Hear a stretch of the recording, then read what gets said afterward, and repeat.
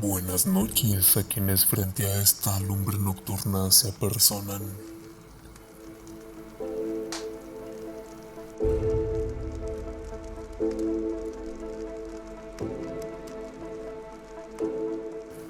En la mitología nórdica, Yggdrasil es el árbol que conforma el universo y está dividido en 7 mundos.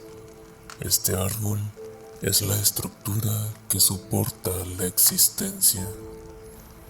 En la mitología judeocristiana, los árboles son símbolos de longevidad y también representan reinos o imperios, como lo fue el árbol que representaba el reino de Nabucodonosor en un sueño que fue talado al ser derrocado y atado con anillos metálicos para evitar su retoño. Encarnan la vida misma, la constancia, la perseverancia y el poder. ¿Cómo evitar mencionar aquella frase que hace alusión a este aspecto? Fuerte como un roble. En el universo tolkiano, la luz del mundo es traída a la existencia mediante los 2 árboles de Valinor, Telperion y Laurelin, cuyos frutos conocemos ahora como el sol y la luna. La única luz que sobrevivió luego de que Melkor mancillara sus raíces fue guardada dentro de los Silmarils, valiosas gemas alrededor de las cuales se construyen los eventos descritos en el Quenta Silmarillion. El árbol siempre estará rodeado de misticismo, inevitablemente. Debajo de un árbol, Buda alcanzó la iluminación y fue un árbol el tesoro de Dios en el jardín del Edén.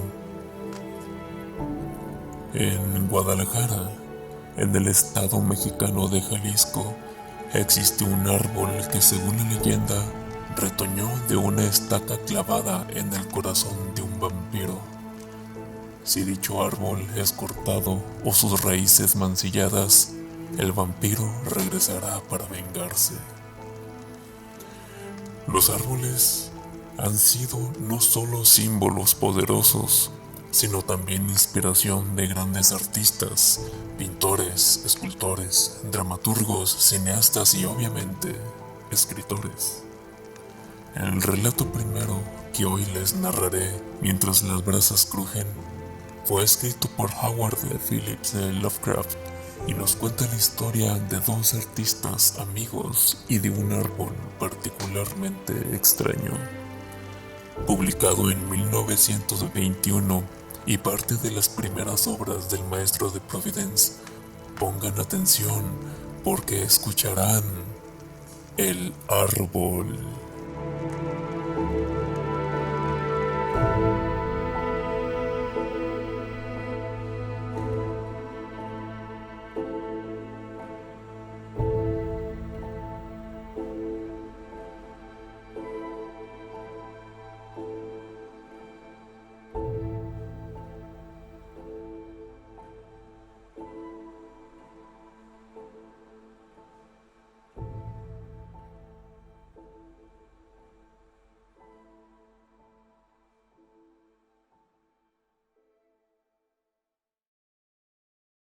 En una verde ladera del monte Menalo, en Arcadia, se halla un olivar en torno a las ruinas de una villa.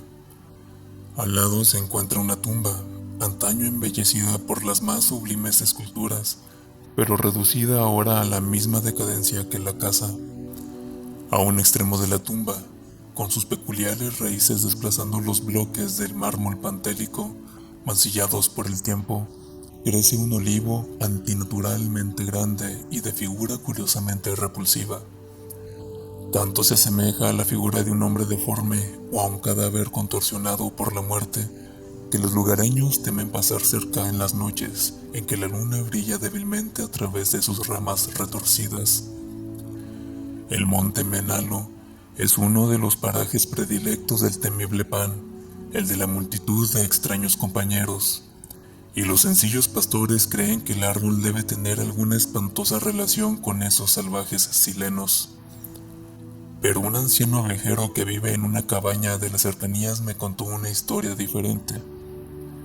Hace muchos años, cuando la villa de la Cuesta era nueva y resplandeciente, vivían en ella los escultores Kalos y Musides. La belleza de su obra era alabada de Lidia a Neápolis y nadie osaba considerar que uno sobrepasaba al otro en habilidad.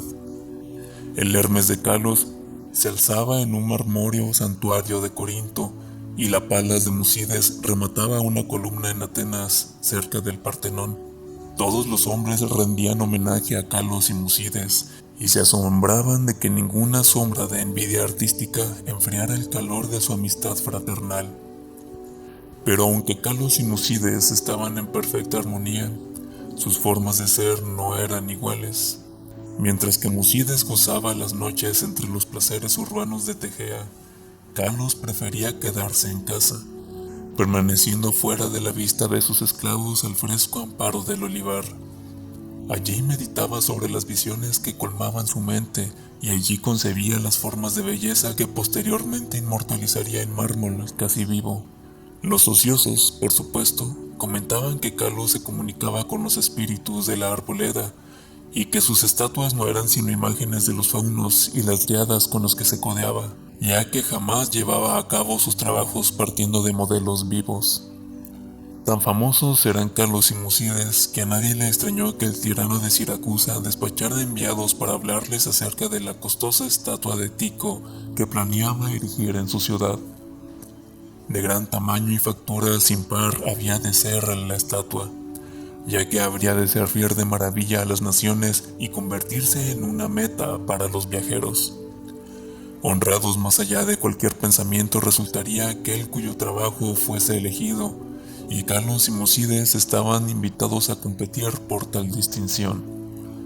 Su amor fraterno era de sobra conocido, y el astuto tirano conjeturaba que, en vez de ocultarse sus obras, se presentaría en mutua ayuda y consejo, así que tal apoyo produciría dos imágenes de belleza sin par, cuya hermosura eclipsaría incluso los sueños de los poetas. Los escultores aceptaron complacidos el encargo del tirano, así que en los días siguientes sus esclavos pudieron oír el incesante picoteo de los cinceles.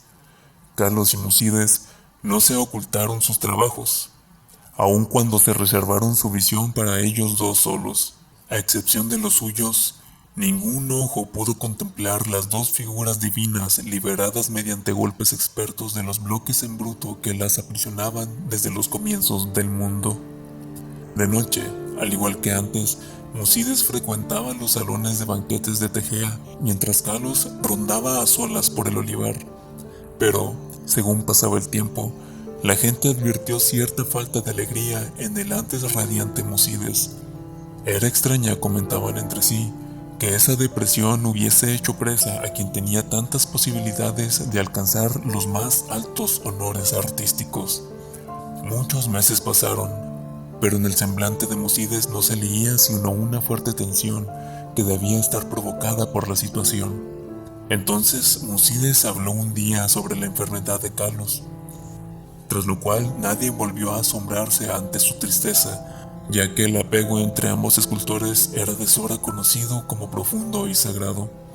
Por tanto, muchos acudieron a visitar a Kalos, advirtiendo en efecto la palidez de su rostro, aunque había en él una felicidad serena que hacía su mirada más mágica que la de Musides, quien se hallaba claramente absorto en la ansiedad, y que apartaba a los esclavos de su interés por alimentar y cuidar al amigo de sus propias manos. Ocultas tras pesados cortinajes se concentraban las dos figuras inacabadas de Tico, últimamente apenas tocadas por el convaleciente y su fiel enfermero. Según desmejoraba inexplicablemente, más y más, a pesar de las atenciones de los perplejos médicos y las de su inquebrantable amigo, Kalos pedía con frecuencia que le llevaran a la tan amada arboleda. Allí rogaba que lo dejasen solo, ya que deseaba conversar con seres invisibles. Musides accedía invariablemente a tales deseos, aunque con lágrimas en los ojos al pensar que Kalos presentaba más atención a faunos y a dríadas que a él. Al cabo, El fin estuvo cerca, y Kalos hablaba de cosas del más allá. Musides, llorando, le prometió un sepulcro aún más hermoso que la tumba de Mausolo, pero Kalos le pidió que no hablara más sobre glorias de mármol. Tan solo un deseo se albergaba en el pensamiento del moribundo: que unas ramitas de ciertos olivos de la arboleda fueran depositadas enterradas en su sepultura junto a su cabeza.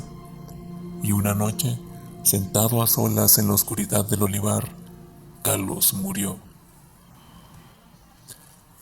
Hermoso más allá de cualquier descripción resultaba el sepulcro de mármol que el afligido Musides cinceló para su amigo bien amado.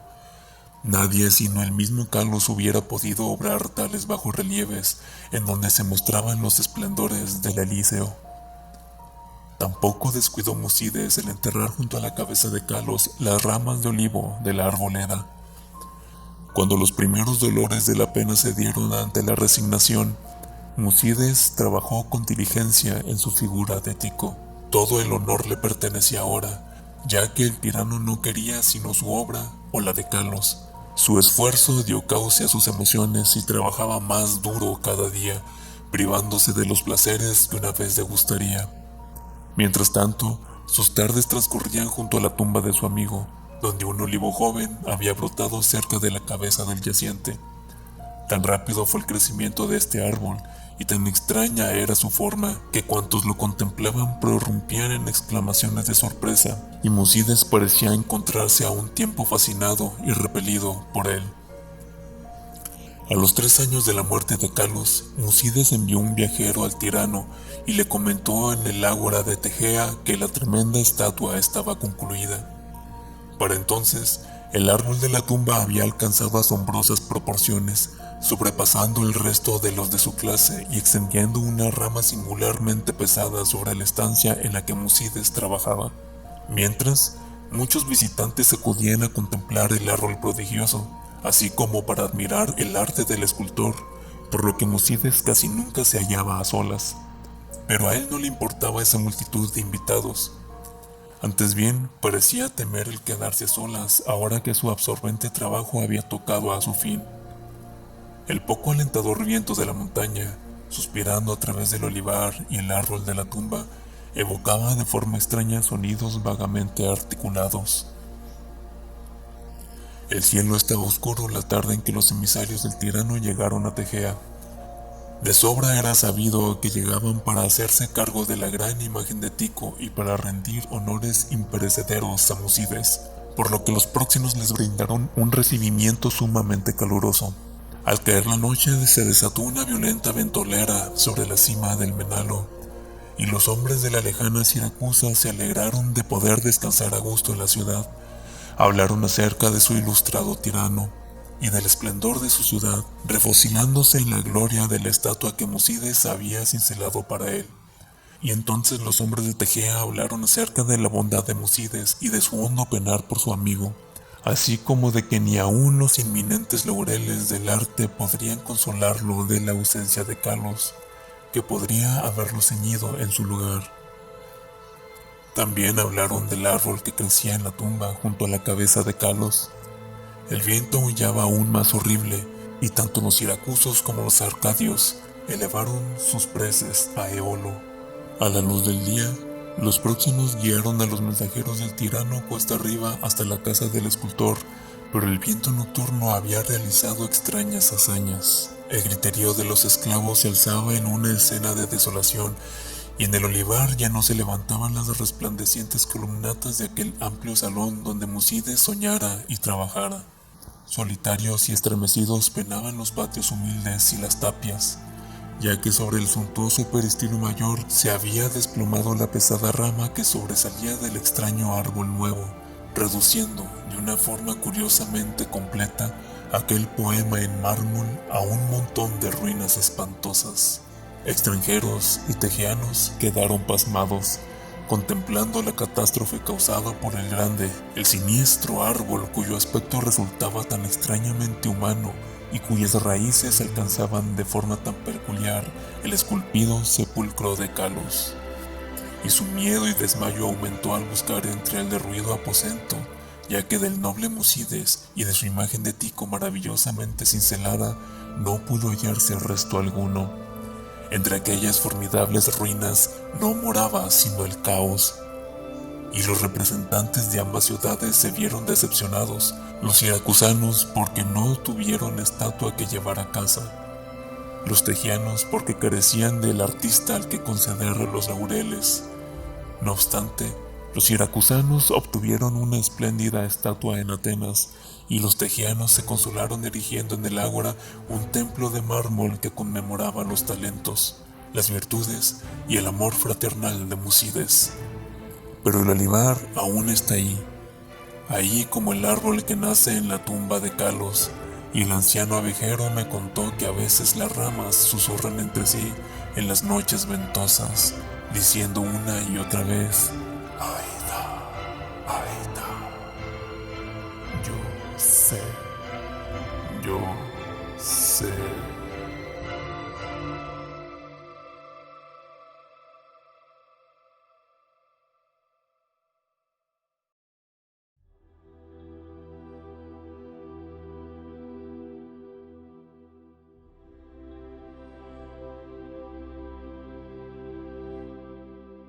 Algunas personas que leen este relato han expresado que no entienden el final del cuento. Lovecraft debió haber podido explicarlo mucho mejor, pero nos aventuraremos, antes de buscar la opinión de algún literato por internet, a explicarlo. Aquí expongo mi interpretación personal. Musides comenzó a sentir pena al ver cómo Carlos se degradaba porque en secreto, y esta es solo una conjetura personal, lo envenenaba, y por esa razón no dejaba que nadie más lo cuidase.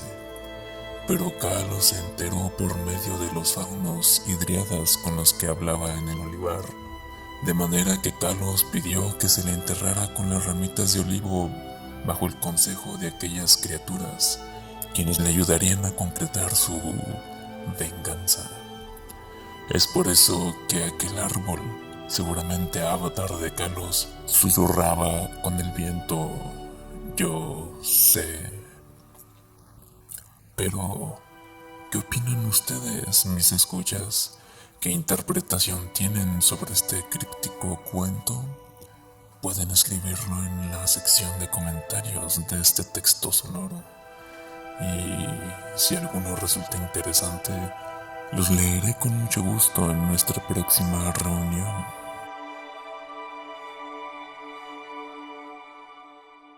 Árboles, árboles, árboles.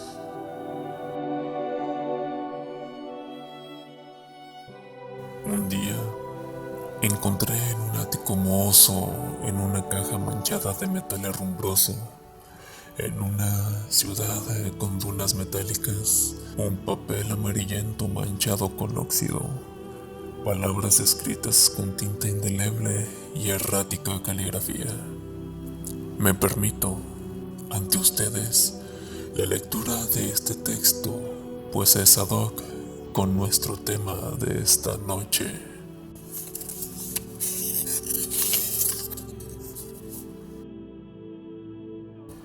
En la insondable profundidad del infinito se puede escuchar el eco de las primeras voces.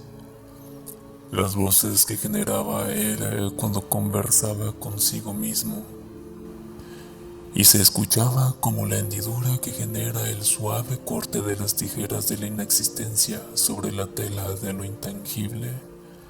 A esos recovecos del tiempo en el que convergen todas las cuerdas que se sujetan de lo que fue y lo que no fue, están las raíces del árbol.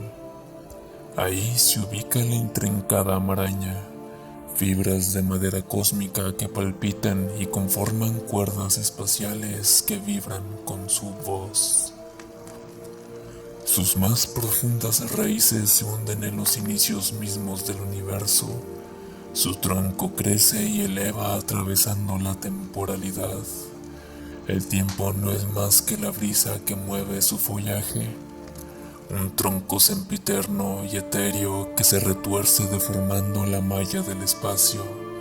Es el origen de todo y de todos, la fuente primaria de cualquier mente y el puente por el que se conectan. Es la conciencia primigenia de donde se desprenden el resto de ellas. Sus ramas se dividen infinitas, serpenteando por la hueca inmensidad. No hay mente que genere un pensamiento al que el árbol no haya dado origen primero. Los ríos de madera cósmica se extienden sin fin en forma de ramas y en cada una se materializan los ecos de la voz original.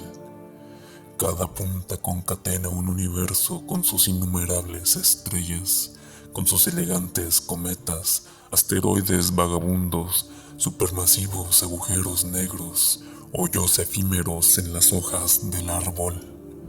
En cada hoja y retoño surgen criaturas poseedoras de un fragmento de aquella antiquísima mente, todas conectadas sin saberlo, hablando a sus adentros, creyendo que conversan consigo mismos cuando son partícipes en realidad de esa conversación con el vacío donde se hunden las raíces del árbol de los tiempos.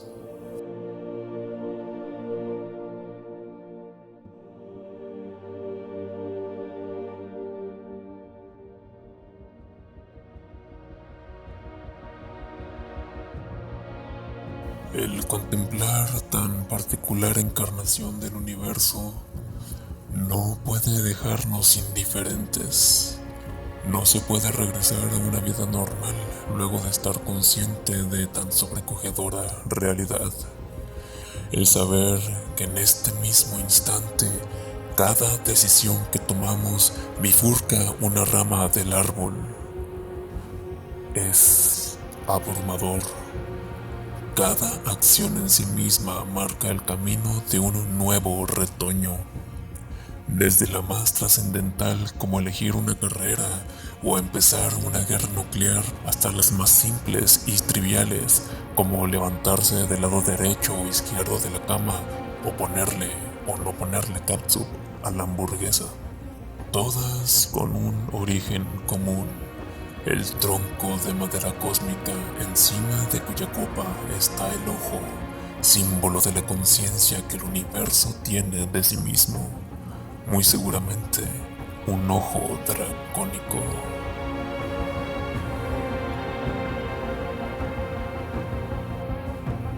Benditos sean los honrosos y sagrados restos de aquel árbol cuyo cuerpo arde para entregarnos esta luz. Materia fecunda para lumbre y gatos de humo. Gracias por asistir a nuestra reunión de esta noche. Vuelvan a casa con cuidado y reflexivos. Apague el último la fogata o adopte al gato de humo que de ella nazca. Y no hagan oídos sordos sin un descuido en la quietud de la noche y sin sonido. Oyen el susurro de algún fantasma de acero. Nos escuchamos cuando la hoguera relumbre de nuevo.